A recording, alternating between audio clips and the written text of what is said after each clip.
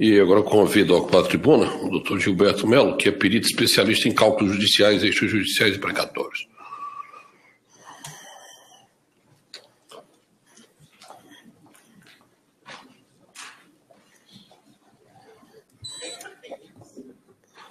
Muito boa tarde, senhor ministro Raul Araújo, demais ministros presentes e autoridades. O ministro Vilas Boas estava procurando por alguém que tivesse utilizado régua de cálculo. Eu estou presente. Eu fiz o curso de engenharia usando régua de cálculo. Mas nós estamos aqui para debater sobre um tema complexo para o judiciário. E a despeito de eu me dedicar a essa parte técnica, eu quero deixar a parte de fórmulas para vários colegas que já me antecederam e que vão me suceder. Eu gostaria de chamar a atenção, primeiramente, concordando com o expositor que me antecedeu, que a questão não é se juro composto é crime ou não. A questão que é criminosa são as taxas de juros no nosso país. Isso é que é criminoso e nós vamos mostrar isto graficamente. E a outra coisa que eu gostaria de chamar a atenção é de que a lei da usura ela não se aplica somente à tabela price. A lei da usura é para todas as operações de crédito. E nós vamos sair daquelas taxas que chegam perto de 1% ao mês para chegar a taxas que superam 15% ao mês. Mas então, eu anotei algumas coisas para fixar, assim, conceitos. Capital, juridicamente, capital é o principal e os juros são o acessório. Juros dos juros só são possíveis quando se capitaliza, ou seja, quando se anexa o juro ao capital. E os juros dos juros é quando o próprio acessório produz juros também, né? Então, nós temos duas situações de juros dos juros. Uma, que é a situação da capitalização periódica de juros, que é o juro composto na regra em abstrato, na fórmula. E nós temos a outra situação, que é uma capitalização esporádica, como é o caso da exceção que se apresenta no artigo 4º da Lei da Usura. Bom, fixado isso, vamos à questão do juro simples. O que são os juros simples? Com juros simples não há capitalização, porque os juros nunca rendem juros, então eles nunca são capitalizados. No momento do pagamento, se calcula quanto que se deve de juros naquele momento, ele não é capitalizado. Agora, nos juros compostos, há a capitalização periódica, pelo período que a taxa for contratada. Por exemplo, na tabela price, em geral, capitalização mensal. Então, mensalmente, os juros incidem sobre o saldo do mês anterior, que já contém os juros de todo aquele período até aquele momento. E a capitalização esporádica seria em situações específicas que a lei prevê, como, por exemplo, a do texto. Então, vamos ao texto da lei. O texto, como já anunciado antes, o texto do artigo 253 do Código Comercial revogado é exatamente o mesmo do artigo 4º da Lei da Usura, ou seja, essa ideia é de 1850, ela não é de 1933. É uma época em que, do Império, onde as operações bancárias eram rudimentares, onde não havia espaço para se falar numa taxa acima de 7, 8% ao ano, em 1850. Em 1933, a própria Lei da Usura, nos seus artigos, previu que a taxa, o limite era, a taxa legal era de 6% ao ano, mas podendo ser estipulada até o dobro dela, ou seja, 12% ao ano. Agora, cabe na interpretação sistemática desse artigo verificar que ele fala que é proibido contar juros dos juros. Isso é a regra geral. Juro do juro, como nós acabamos de fixar nos conceitos, é sempre que o juro se agrega ao capital, então o acessório produz juros. Isso é a regra geral. Se aplica a qualquer hipótese. Juro do juro, seja periódico, seja esporádico. E ele traz a exceção. A exceção são os juros acumulados, os juros vencidos acumulados em conta corrente ano a ano. Eu me filio à tese de um dos acórdãos que foram utilizados como precedentes para a súmula 121 do STF, que entende que aqui está se falando de contrato de conta corrente. Não é outra coisa. Na época, é o que existia. E contrato de conta corrente é bem definido mais à frente, como eu vou colocar. Então, para mim, na minha interpretação, tentando aqui fazer uma interpretação sistemática, considerando inclusive os artigos que se seguem no Código Comercial Revogado, nós vamos ver que aqui está se falando de uma situação, de uma exceção referente a um caso muito específico. Então, vamos ver qual seria ele. Quais seriam? Na segunda parte aqui já diz que depois que em juízo se intenta a ação contra o devedor, não pode ter lugar a acumulação de capital e juros. Então, já é uma outra exceção. Quer dizer, judicialmente, de jeito nenhum, nem ano a ano. E no artigo 254 do Código Comercial Revogado de 1850, diz que não serão admissíveis em juízos contas de capital com juros em que estes não se acharem reciprocamente lançados nas parcelas de débito e crédito, ou seja, contrato de conta corrente, que dá a definição de Fran Martins, é um contrato segundo o qual duas pessoas convencionam fazer remessas recíprocas de valores, sejam bens, títulos ou dinheiro, anotando os créditos aí resultantes em uma conta para posterior verificação do saldo exigível mediante balanço. Portanto, ao final de 12 meses, depois de pagos juros recíprocos, se sobejasse algum saldo de juros, estes poderiam ser. Então, não se trata de capitalização anual.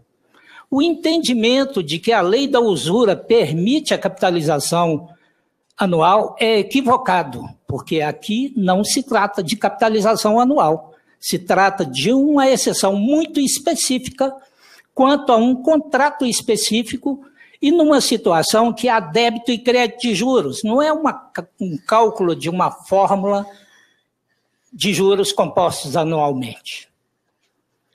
Então vem o texto da lei da usura, que não precisa repetir, que é o mesmo da primeira parte do artigo 253 do Código Comercial Revogado.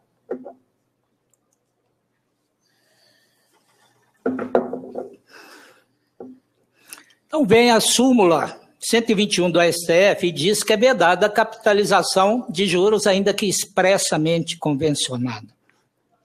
Eu tive o cuidado de examinar todos os precedentes utilizados na definição desse verbete, dessa súmula. O que se discutia na época não era se podia ou não capitalizar juros. O que se discutia é somente se a capitalização não fosse, se ela não fosse prevista, expressamente convencionada, se ela poderia ser utilizada. E por isso a redação foi essa. Não havia dúvida que a capitalização era vedada, em qualquer hipótese. Ela foi feita, essa súmula, somente para... Tinha muito boas pessoas, Carvalho Santos, etc., um batalhão respeitável que achava que poderia que ela vedava, mas que se fosse expressamente convencionado, podia. A conclusão foi que o artigo 253 era matéria de ordem pública, então que não poderia haver exceção, não haveria essa permissão. Bom, eu não disse a que vim, mas eu vim em defesa do consumidor, em defesa do cidadão, que fica numa situação terrível. Então, vamos ver, só para pensar 2 incisos aqui do artigo 6º do Código do Consumidor. A modificação das cláusulas contratuais que estabeleçam prestações desproporcionais. Eu quero mostrar aqui, ao final, esta desproporcionalidade da utilização do método juro composto, não porque eu queira demonizá-lo, mas devido às taxas que são utilizadas nesse país. E no inciso 6, a efetiva prevenção e reparação de danos patrimoniais e morais, individuais, coletivos e difusos. Ou seja, onde está a educação financeira que é necessária para o consumidor. O que ocorre é que essas questões matemáticas, elas não são de acesso difícil somente ao homem médio, elas são de acesso difícil a todas as classes sociais, inclusive a classe A, tem dificuldade de compreender.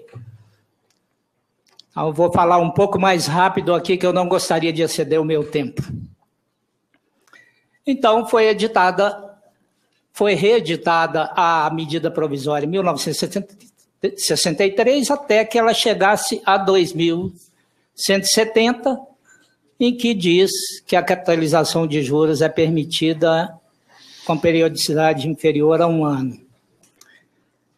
Mas este artigo dessa medida provisória é objeto de uma ADI no STF, que está com 4-2 pela sua rejeição liminar, seja pela falta de relevância e urgência, seja pelo contrabando legislativo que se operou.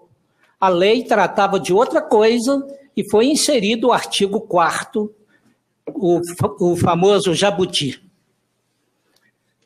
Nesse recurso extraordinário 592377, no início do ano passado, o STF decidiu não ser possível a essas alturas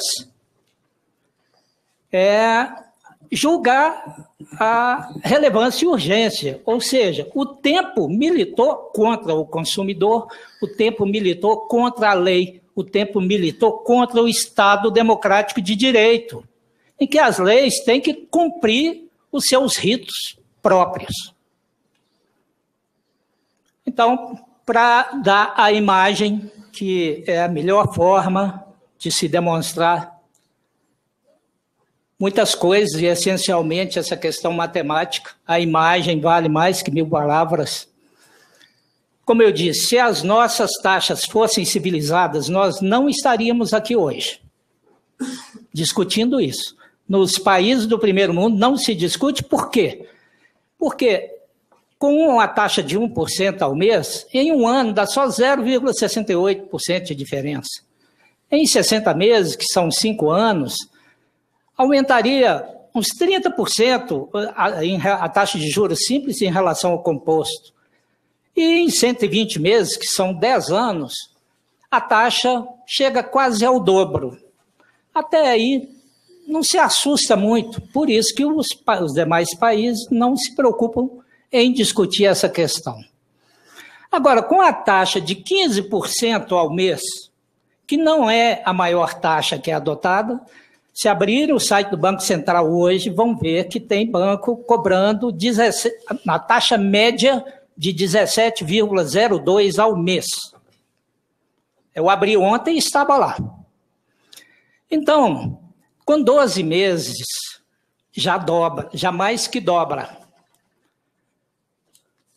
Por 60 meses, vejam só, ali tem 900%, é apenas uma linha. ela não representa nada em relação aos 438.300% em 60 meses. Isso significa o seguinte: se lá, no quadro anterior, os juros, só mais um momento, por gentileza, já estou concluindo. Se lá a taxa de juro composto era pouco mais que o dobro, aqui ela é 440 mil vezes. 440 vezes a taxa de juros simples, aliás. E, se fosse 10 anos, os juros seriam de 1.921.000.000%. Quase 2 bilhões%. Então, esse é o efeito. É atribuído ao Einstein uma frase que diz que os juros compostos são a força mais poderosa do universo. Eu não ouvi falando, mas tem muitos lugares que dizem que ele disse isso. Então... Você está concluindo? Estou concluindo. Hoje, o que nós temos? Falta de clareza dos contratos, ferindo o princípio da boa-fé objetiva e também da função social dos contratos. O próprio parágrafo único do artigo 5º da MP 270, assim como a previsão da resolução 2878 do CMN, dizem que o que teria de ter de informação nos contratos, eles não trazem essas informações. Então, nós vemos aí a vulnerabilidade do consumidor, que não tem condição de compreender essas coisas, tirado no jornal essa semana, que quase a metade dos endividados com cartão de crédito ganha até 3 salários mínimos, e, finalmente, até mesmo os pequenos empresários utilizam crédito caro, porque eles mesmos também não sabem dimensionar o efeito dos juros compostos. Ministro, muito obrigado. Eu ia me estender dando algumas sugestões, porque há outras questões que me incomodam, como o caso da Selic, como o caso da utilização da taxa média como limite. Como que se pode admitir isso? Mas eu agradeço e encerro por aqui. Muito obrigado. Agradeço, Vossa Excelência. Então, reitero os agradecimentos ao doutor Francisco Sátiro, ao doutor Gilberto Melo, por encerrado esse